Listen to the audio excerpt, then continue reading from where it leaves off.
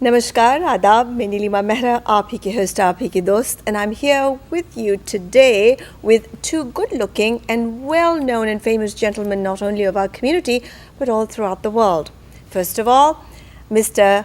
Dileep Thatte, who's actually the Vice President of, and I'll tell you of what, and Dr. Vinod Prakash. Now, you've heard the name called IDRF.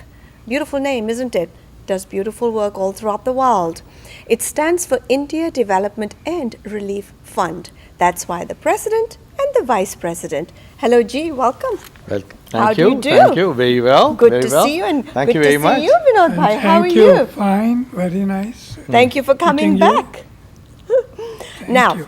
for people that don't know things about IDRF, could you educate our viewers? What does IDRF do, the activities, and what does it stand for? There's the camera. IDRF is the acronym of India Development and Relief Fund, which is a public charity. That means it is a fundraising, and any donations to IDRF are tax deductible. But it is very important to know what for it exists. So it is existing in order to fulfill the wishes of the Indian American community on the one hand, on the other hand, the wishes of the deprived, marginalized people in India. Because especially as Prime Minister Modi has been talking of Vikas or development, that is not only up to the governments, but a lot depends upon the community support. So in that respect, IDRF offers unique opportunity for Indian American community to support the development programs in India. Beautiful. Sir, can you tell us when was this founded? Yeah, it was founded in 1988, and for that purpose, I took early retirement from the World Bank, and since then, it has supported a variety of programs totaling about $29 million. Wow, beautiful. Dileep Bhai, would you like to elaborate a little bit more about? Sure. Sure. We are all NRIs, and we got our education and early start in our career in India. The Indian society and the Indian people have supported us, and many of us, most of us, have been extremely successful in this country. And that success is because of the foundation we got in India. And I think most of us feel that because of the success, we want to give something back to where we came from. That's right. To the people who are marginalized there. And so the NRIs, and now we have NRIs children who also have some connection to the heritage in India, and they are also interested in doing something for them. But many times we are very busy with our own careers, and it is very difficult to decide how do we go about doing this. That's right.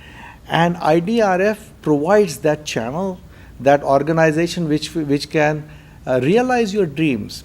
And Nilima ji, every NRI, many of the NRIs have one of two different types of dreams. One is they are committed to a cause. Suppose somebody is a doctor NRI, he wants to do something in the healthcare. Right.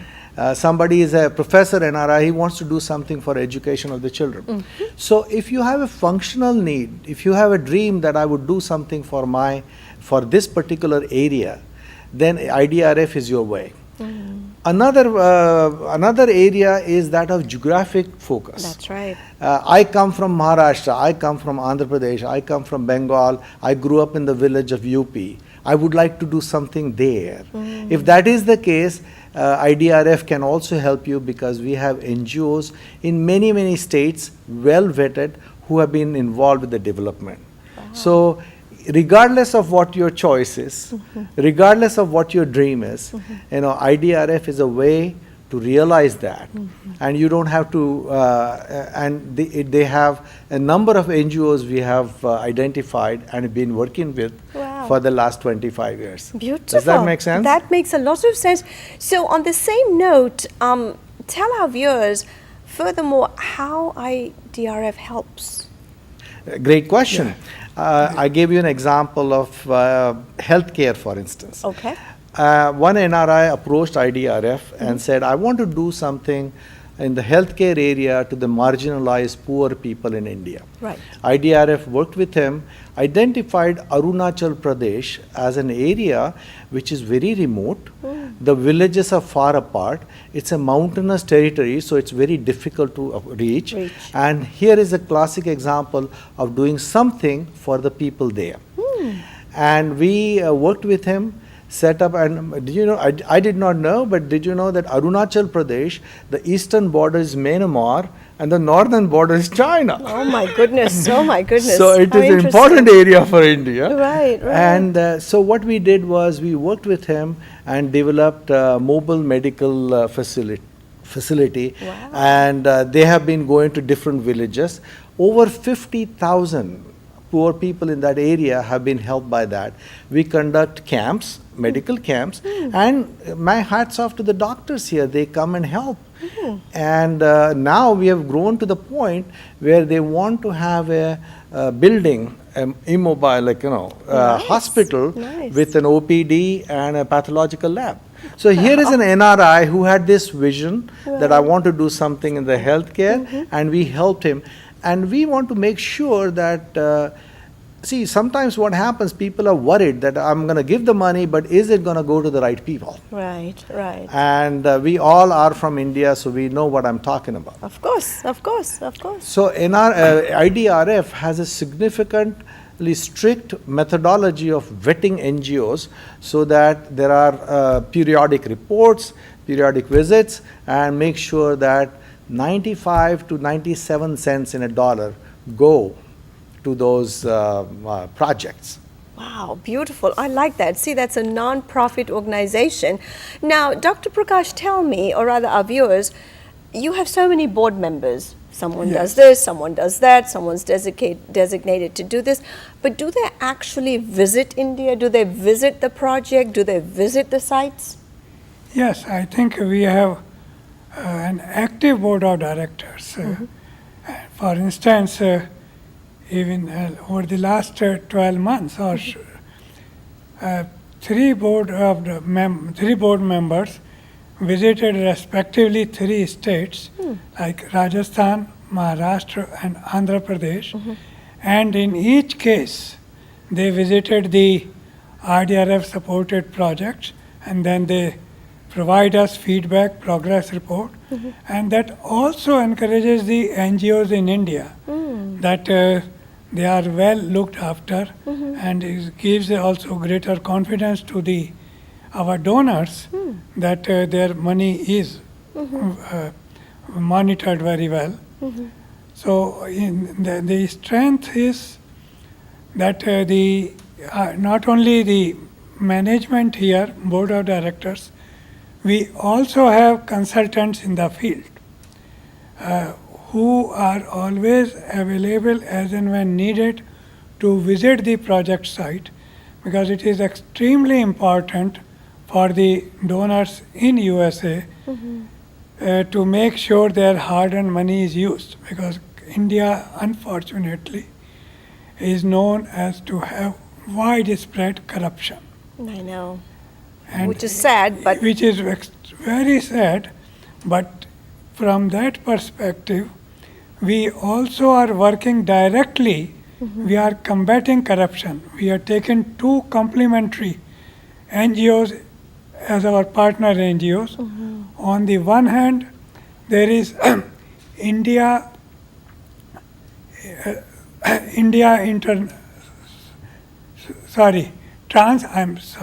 Transparency International India. That focuses on rural and tribal region. On the other hand is Janagrah, that focuses on urban educated people. So we have zero tolerance for any corruption, any even indication, smell, that is absolutely intolerable. Well, that's nice. That's really nice. Now, Dileep, I just have a very quick question. I mean, on this television show, on this table, there are so many non-profit organizations that come here, and I always ask them the same question, and I'm going to ask you the same question. During the course of the year, 12 months, do you have any such thing as fundraising events? We haven't had a organized fundraising event. Okay. But right now, CFC-NCA, which is the campaign, federal campaign for National Capital Area, it's in progress. So all of you who are federal employees, you tend to donate through your payroll. Wow. IDRF is an approved charity listed in the charity list of the federal government. So please keep that in mind.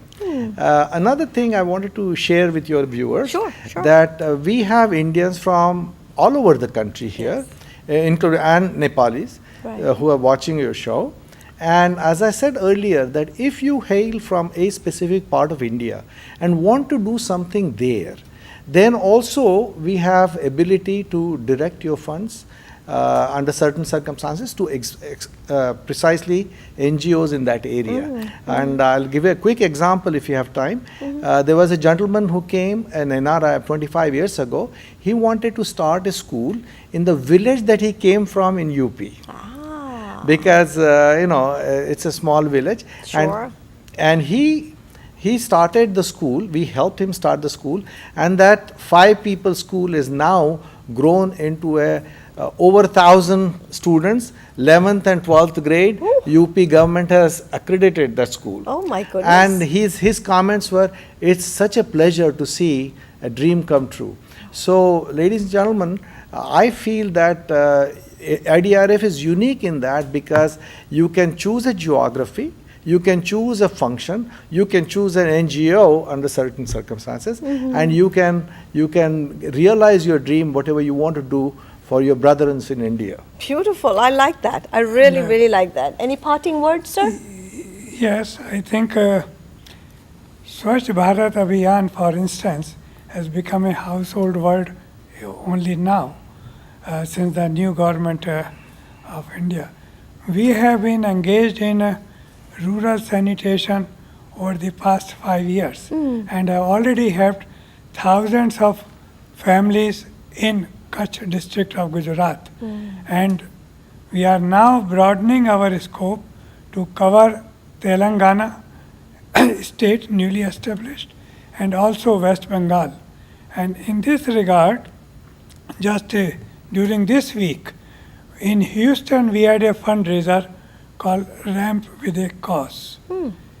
But above all, I would like our audience to know that by the most prestigious rating agency called Charity Navigator, it rates the non-profit organizations in USA.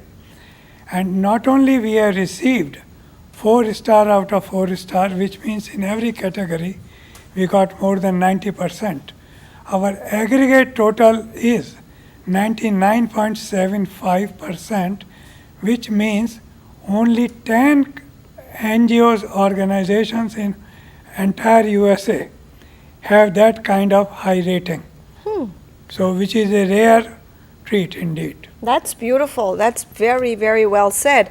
I think you guys should come more often because it's very educational for everybody. There you go. That's IDRF, which stands for India Development and Relief Fund. We have the president, Dr. Prakash, and also Mr. Dileep Thatte, who's the vice president.